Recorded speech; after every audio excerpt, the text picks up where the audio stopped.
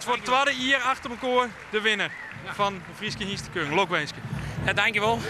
Het is voor ons super emotioneel.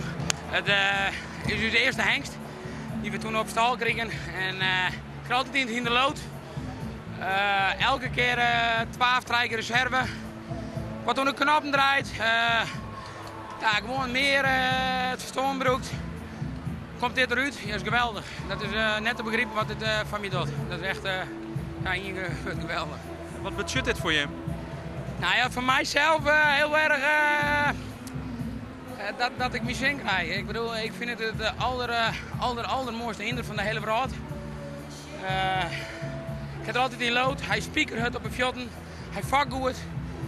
Ja, en dat er dan nooit dit gaat aan. En hij is ongelimiteerd. Hij mag dekken wat er kan. En, ja, dit shirt gewoon niet, qua persoon, heel veel van mij. Ik bedoel, ik heb er altijd in lood, maar van bedrijf ik werk. Ik bedoel, dat je van al deze hiersten, van de tweede keer de kampioen op rij te kennen. Van Maan is leuk met Norbert.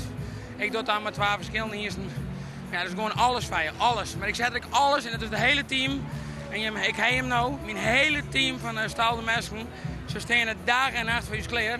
En het is trainen. Jen Christ, Jen Hardenij, Beckley. En dat dan dit komt, geweldig. Chapeau voor het hele team. Nou zei dus, voor mij is het beste hinder. Hier is dan wel echt toch dat er dit winnen zo goed. Ja, maar ik wil met Charles komen als de underdog. Want dat is een fijnere positie. Ik viel de laatste tijd wel dat ik hem echt super kleer hier. Zoals ik al zei, hij had wel eens wat in onbalans geweest. Dan biedt hij extreem aan de voorkant en de koer achter. Ja, dan kon het net verwerken en daar heb ik mee bezig geweest. Ik had gewoon echt heel fanatiek analyse die in over de video's van hoe hij een badgongen mis. Hij met het team bepraten en dat dan dit eruit komt, ja geweldig. En hij kent het en ook een keer dat er het doet. En de andere keer dan weet je dat er het kent en dan doet er het krijgt net. En ja, het is gewoon geweldig. Het is gewoon een boost.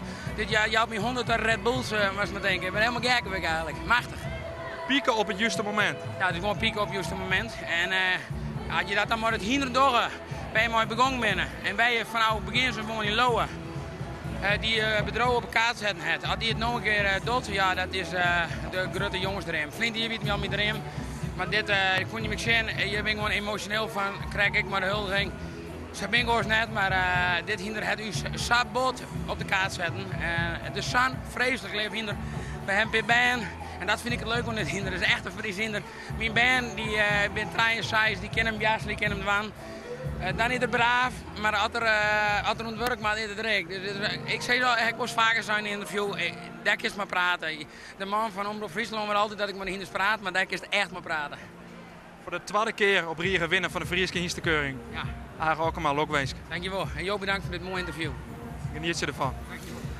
Ja, een emotioneerde en terecht vanzelf Agen Okkema. Dit juwe 2 ieders in het vuur hier. Maar zie Johannes Fjouwer van Vleden, die de kampioen. En mij Tjalle Fjouwer, die het al een keer reservekampioen was. Weer maar nog nooit kampioen. Maar dit hier wel. Hij hier van tevoren zei Johannes in de kleer voor. Nou zei er Tjalle weer er eigenlijk ik kleer voor. Maar ja, wat een ongelofelijke dag voor deze man om dit te beleven. En uiteindelijk mij de heugste prijs ervan terug te gaan.